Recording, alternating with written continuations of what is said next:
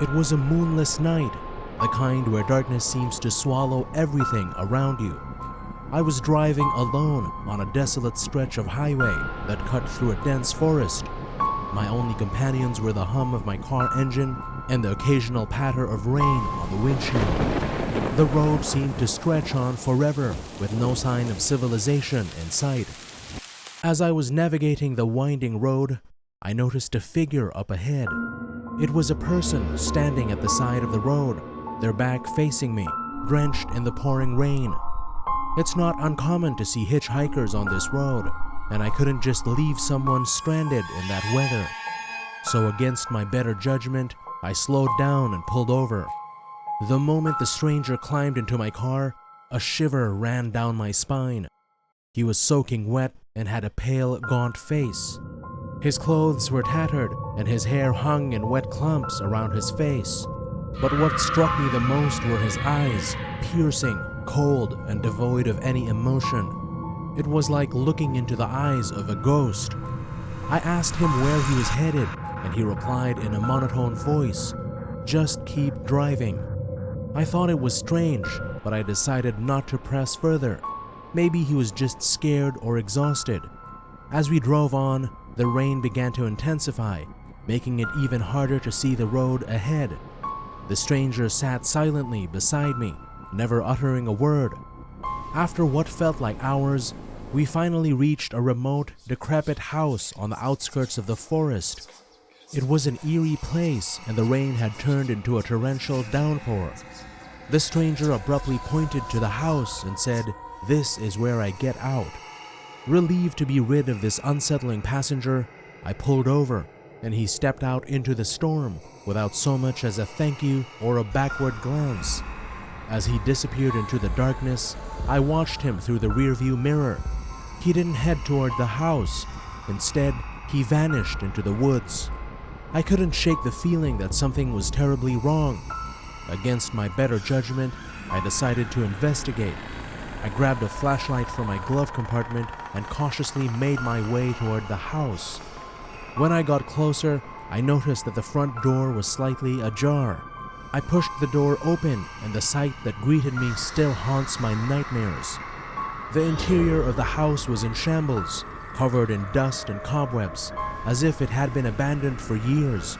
But what truly terrified me was the discovery in one of the rooms. A wall covered in photographs of drivers just like me, with an X marked over each face. I bolted out of the house, jumped into my car, and sped away as fast as I could. I never looked back. To this day, I can't explain who that hitchhiker was or what those photographs meant. But one thing I know for sure, I narrowly escaped something truly sinister that night, and I shudder to think about what might have happened if I hadn't trusted my instincts.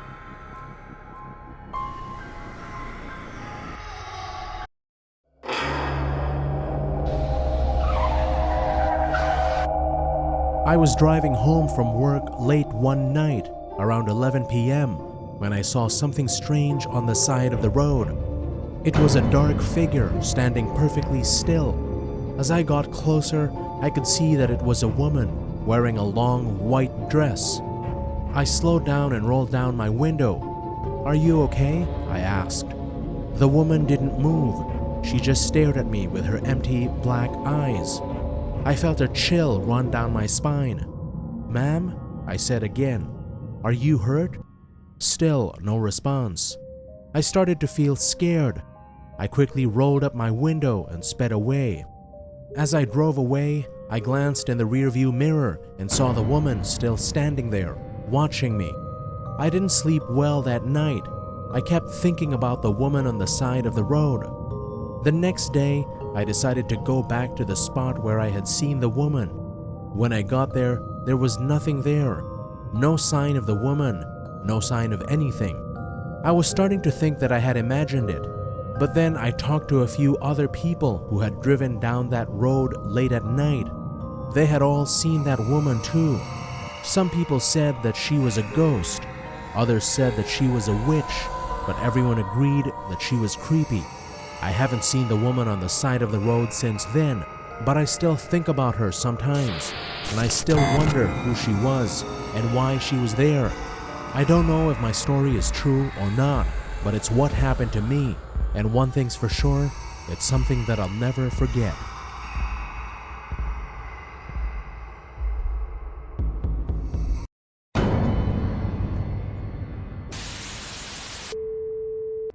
I was driving home from a party late one night when I saw a car pulled over to the side of the road.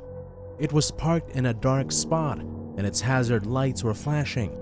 I slowed down and pulled over to see if I could help. As I got closer, I could see that there was a woman sitting in the driver's seat. She was alone. I approached the car and knocked on the window. The woman rolled it down. "Can I help you?" I asked. The woman looked at me with tears in her eyes. "I think I'm being followed," she said. I looked around, but I didn't see anything. "Are you sure?" I asked.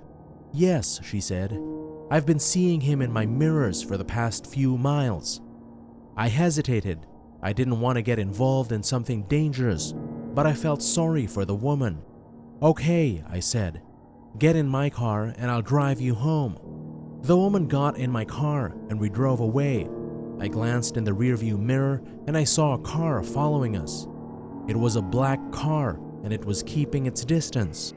I started to speed up, but the black car kept up with me. I started to panic.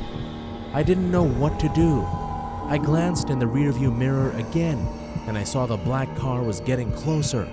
I could see the headlights in my mirrors growing larger and larger. I slammed on the brakes and the car screeched to a halt.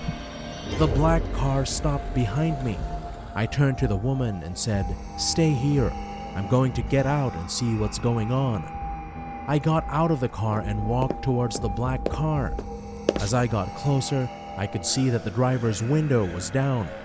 I leaned down and looked in. The driver was a man with pale skin and dark eyes.